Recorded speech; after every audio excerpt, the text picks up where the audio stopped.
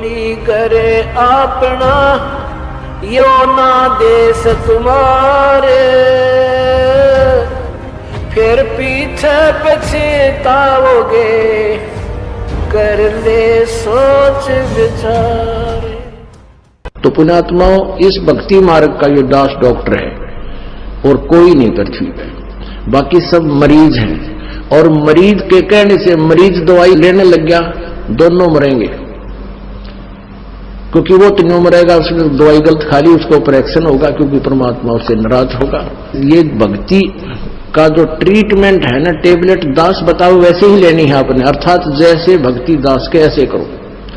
नाम उठत नाम बैठत नाम सोत जागवे, नाम खाते नाम पीते नाम सेती लागवे।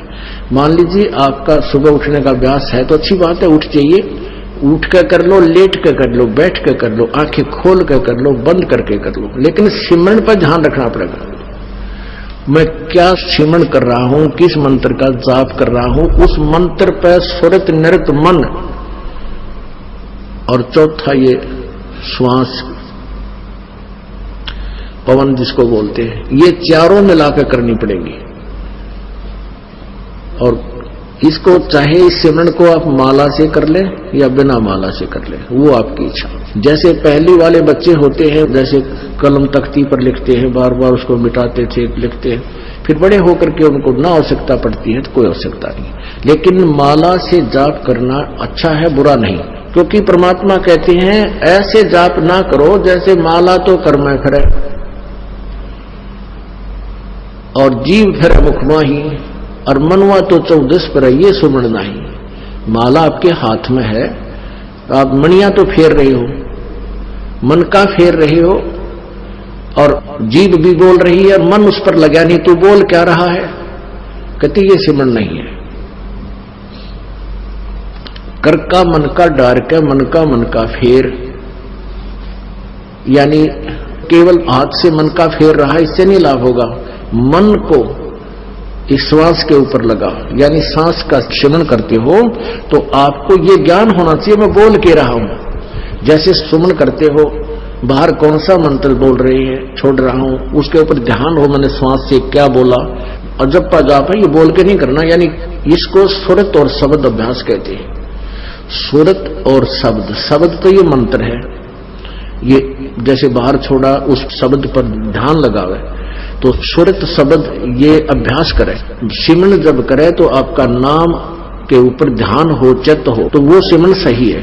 अंदर कौन सा लिया, क्या बोला, तो ये तो सिमरन है सही। और वैसे आप श्वास चल रहा है, आप ध्यान कहीं घूम रहे हो, कहीं जा रहा तो वो नहीं। जैसे आप प्रथम मंत्र जाप करते हो, उसमें भी मैं क्या बोल रहा हूं, पहला मंत्र क्या बोला जा रहा है, दूसरा भी, तीसरा भी, उसके ऊपर ध्यान रहे मैं क्या बोल रहा हूं।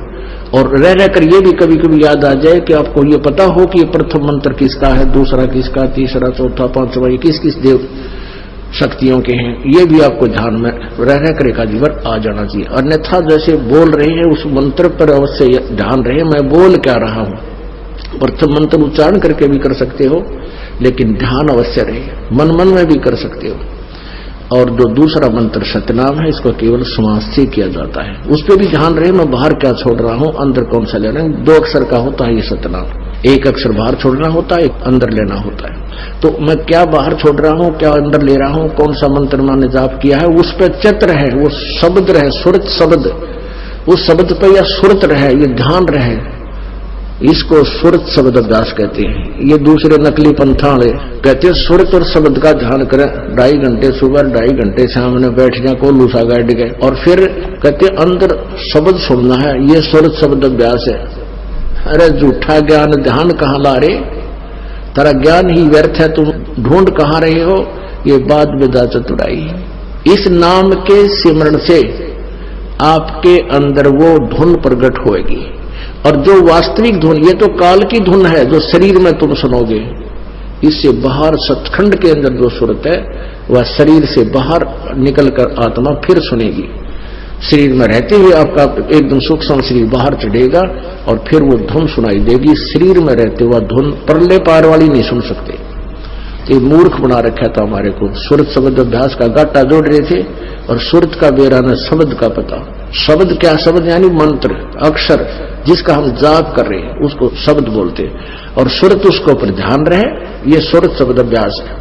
कबीर कलयुग आए कह किए बहुत जो मीत, जिन बांधा एक से ते सुख सोव न चीत।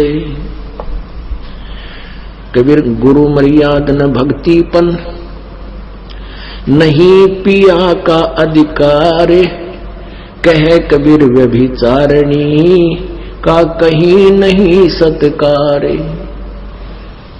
अब जैसे अभी आपको पता है कि वो दो निकम्मी आत्मा, एक ने कहा इसमें भगवान आता है, 10-20 भगत खराब हो गए थे, उनका पता लगा, उनको डांटा धमकाया निकम्मियों को कि तुम बर्बाद हो जाओगे, इसी ये दुष्ट करा कितने धक्के खानते आंडे। या पहले भी कबीर साहब की वाणी यही थी, गीता जी भी यही थी, वेद भी यही थे, किसी ने कैसे का भी नहीं पता था। इस दास से थोड़ा बहुत ज्ञान सुनकर पंसारी बनना चाहते हैं, हमने तो बड़े बड़े ढांडे हैं, ये दो कुतरू फेर पैदा होते हैं।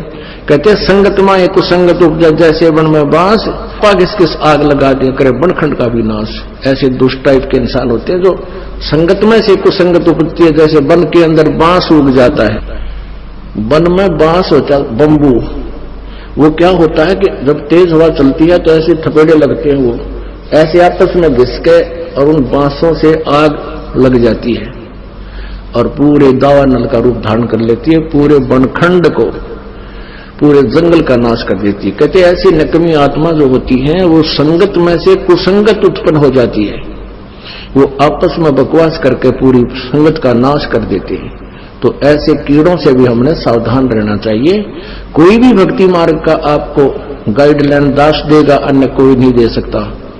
आप जी ये भी नहीं कह सकते, किसी कोई पूछता आपसे कि सुमन कैसे करूं मैं, दूसरे मंत्र का सतनाम का सारनाम का तो आपने जिक्र करना ही नहीं है किसी के सामने।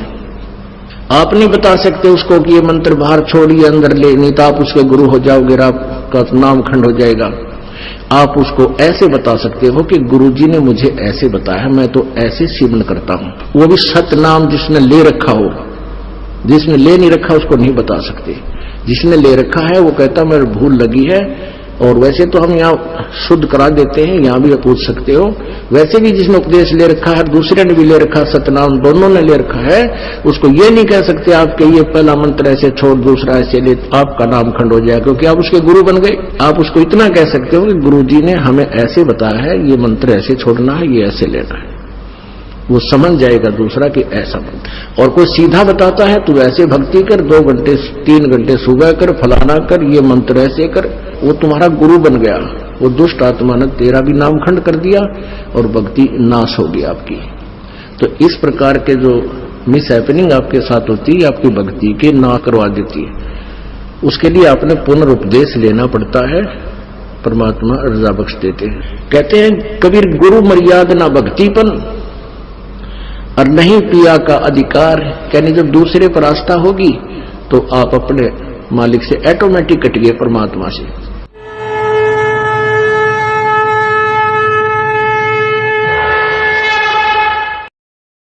ऐसे और वीडियो देखने के लिए चैनल को सब्सक्राइब करें और वीडियो को ज्यादा से ज्यादा शेयर करें। और हाँ, वीडियो के बारे में अपनी महत्वपूर्ण राय हमें कमेंट बॉक्स में जरूर बताएं। धन्यवाद।